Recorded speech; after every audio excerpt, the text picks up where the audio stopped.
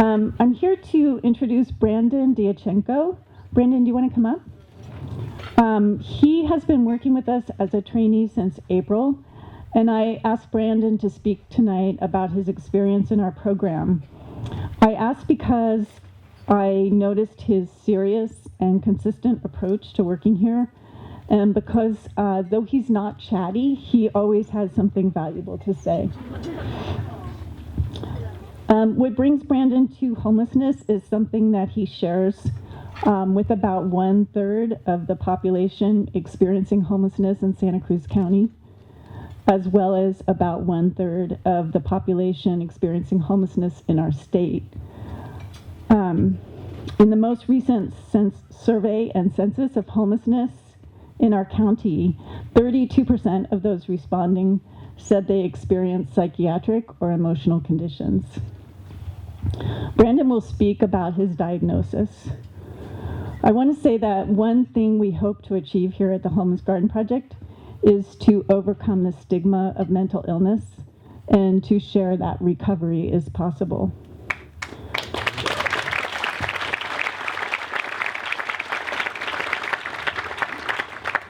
In my experience, at least part of the stigma comes from a lack of information and understanding about mental illness. So I'm really grateful that Brandyn is willing to share so openly about his own experience. One thing that struck me as I heard Brandyn's talk was how passionately he articulates his message and values our earth and community, values that are really central here at HGP. Please welcome Brandyn Diachenko.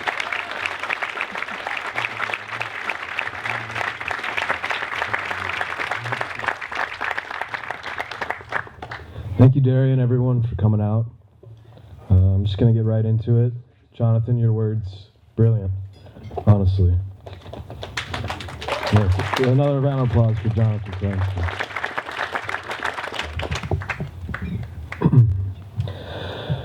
From an early age, I've been fascinated with food. Why do we eat what we eat? I wondered what unprepared foods looked like, how they tasted and worked together for nutrition, where they came from, how they are sustained. For me, this blossomed a passion for sustainability.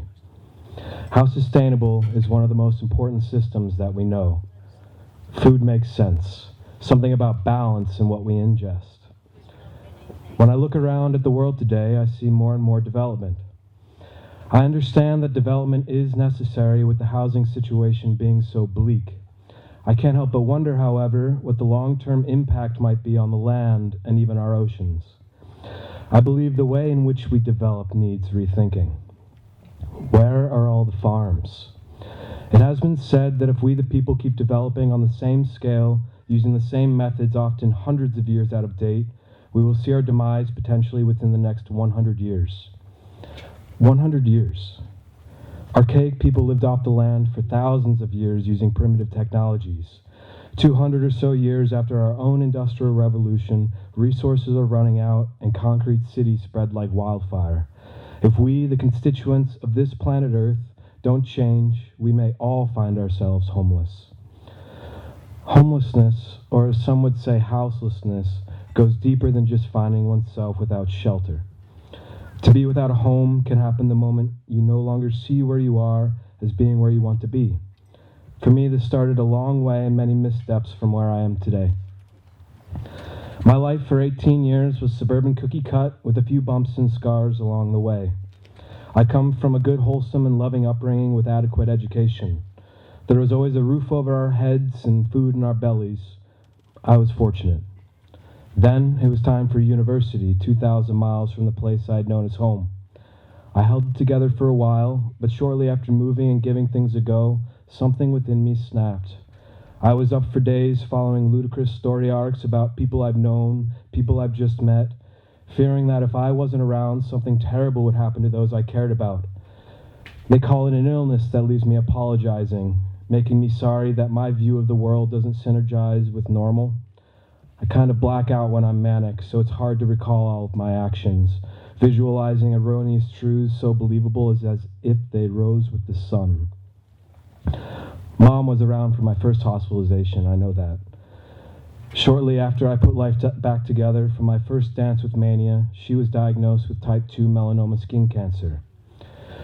Cancer is a hard sickness to watch anyone go through, be it a loved one. It's been 10 years, and I've been through countless hospitalizations and even incarcerations since she passed and I was left with the diagnosis of bipolar. My time at university lasted some years after, as I limped along on and off meds. Damned if you do, damned if you don't sort of thing. It wasn't until a certain fog lifted that I saw how in debt I was becoming, how quickly, realizing how little schooling I was retaining. Brandyn, get a job, a professor once told me. So I did. In the long run, I couldn't afford my degree. For years, I searched for meaning, working in and out of restaurants, around music, and people coming together. I was looking for anything to keep the good times going and alleviate pain in the bad. What are meds and what are drugs muddled? Coming from a holistic background where echinacea and a clove of garlic were often sick aids, I was tentative about needing antipsychotics. The manic cycle was rolling around once or twice a year, where one bad weekend would leave me without a job and without a home. A room. 4 walls to retreat from the world, to put life back together. I was left alienated and alone. With all the opportunity in the world, I found myself kicking rocks on the curb, waiting for the wind to blow. Enough was enough. I had to change something. This was not where I wanted to be. I knew I could do more with this life, something meaningful. After my latest manic break, I finally decided it was time for synthetic stability. If anything was going to kill me, it might as well be the chemical working to balance my mind and body. An injection a month curbs the highs and the lows so I don't lose myself to my illness. For over a year and a half now, I have been stable without a manic break. Thank you. Keeping it together when one is confused about where to go or what to do is no easy task for anyone. The way of the world is maddening with all of its hoops and broken systems, in and out of the awareness that we as a people are killing not only ourselves, but also the place which gave us life, our only home. Where are all the farms? Could the fires in the Amazon be attributed to slash agriculture and monocropping? Is this really our future, or is there another way? I believe we need to create sustainable ecosystems. Let us allow Mother Nature to do what she does best. Regenerative agriculture and the practices this farm uses to cultivate the land should be our future. Will it? It all comes down to how we come together as community and what our actions are. It wasn't until I found this farm and this program that I felt I truly found a better way. People come together here unlike any other public forum. They come for support and unconditional love. They come to work hard and learn along the way. They aren't afraid to get their hands dirty to bring sustenance to life. The connection to the earth is primal. Like staring into a fire, a calm washes over as you gaze upon literal fruits of your labor. Who are the stewards of this land? Some perhaps because there was nowhere else to go, no other option or avenue, no other place to call home but this bit of land. My own future is uncertain, but I feel a call to the land and wish to continue growing along with it. This farm allows a fighting chance to those willing and gives haven to some struggling the most. This program gives more than just another chance to those looking to better their lives. It shows how anyone, no matter the troubles they have overcome, deserves the best out of this life. We all deserve the best out of this life, no matter who you are. And we all have one thing in common. We're human. And being human, you gotta eat.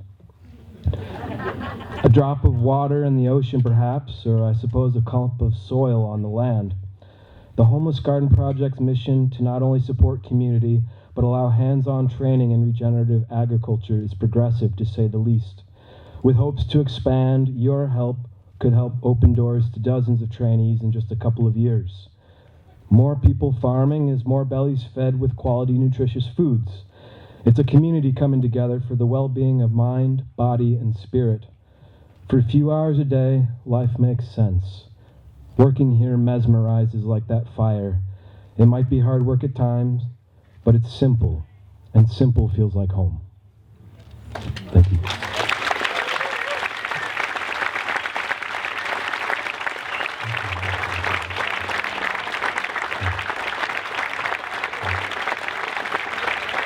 Thank you.